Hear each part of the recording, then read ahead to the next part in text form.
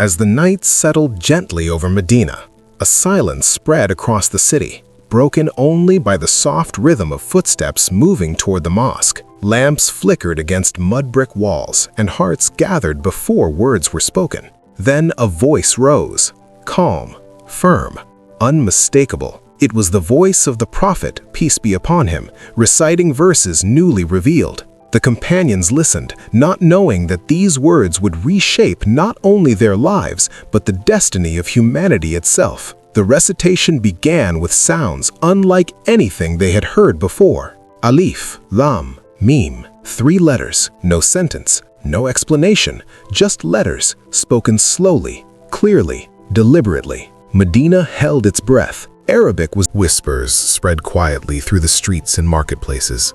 Some searched their books, others searched their pride. But no answer came. The letters remained silent, powerful, unmoved. And then, without pause, the recitation continued. That is the book in which there is no doubt, a guidance for the mindful. It was as if Allah was saying, you were caught by the mystery. Now listen to the truth. Notice the precision, not this book, but that book.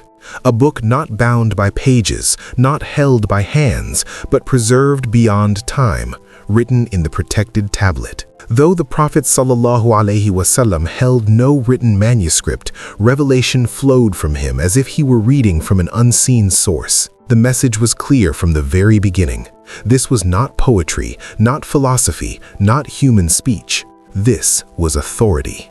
This was certainty. And with these opening verses, Surah Al-Baqarah did not merely introduce its. The word that now hangs in the air is muttaqeen, the mindful, the God-conscious, the ones who protect themselves. But protect themselves from what? From sin, from arrogance, from spiritual destruction, from living without direction. The verse does something subtle. It creates a question inside the listener. Am I among them? Because this book does not give guidance to people who only want entertainment, it gives guidance to those whose hearts are awake. And in Medina, this was not a small detail, it was a challenge. Many people wanted proof, debate, politics, status, but the Quran begins by building a different standard.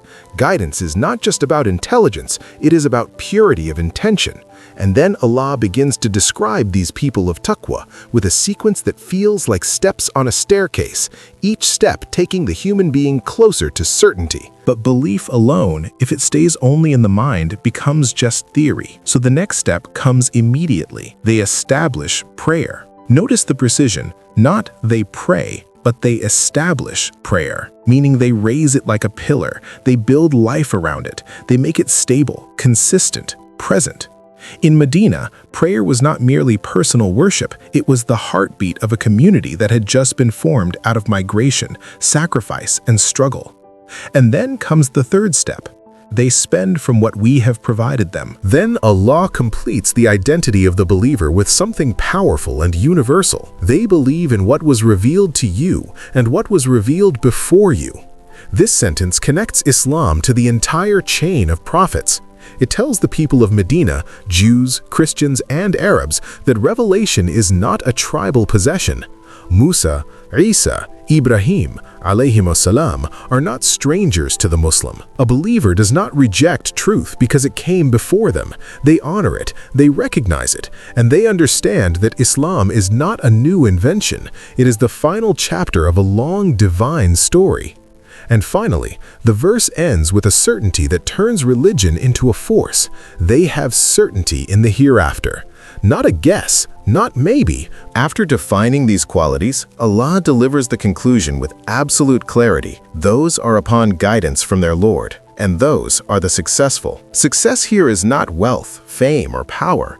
The Arabic word falah means to break through, like a seed pushing through dark soil toward light. These people are not escaping the world, they are rising above it. Their guidance is not fragile, they are upon guidance, standing firmly on it, carried by it, protected by it. And this guidance comes from their Lord, not from trends, not from crowds, not from rulers. But the Quran does not stop at light without showing shadow. Immediately, it turns the page and reveals the opposite. It exposes those who stand between truth and falsehood wearing masks, the hypocrites. Because the greatest threat to faith is not open rejection, but hidden betrayal. Surah Al-Baqarah begins by drawing these three roads clearly: sincerity, denial, and hypocrisy. And every reader in every generation is silently asked the same question: which path are you walking? This is why Surah Al-Baqarah stands at the center of the Qur'an. It is not only recited, it protects. As the recitation faded into the night air of Medina, something had already changed. These verses were no longer only sounds, they had become mirrors. Each listener carried them home, not written on paper, but etched into the heart. Some hearts opened wider, others turned away, and some tried to hide behind silence. But the words remained, alive, waiting. Surah Al-Baqarah does not rush the soul. It walks with it, tests it, strengthens it. And for anyone who approaches this book with honesty, fear of Allah, and hope, the promise still stands today. This is guidance without doubt.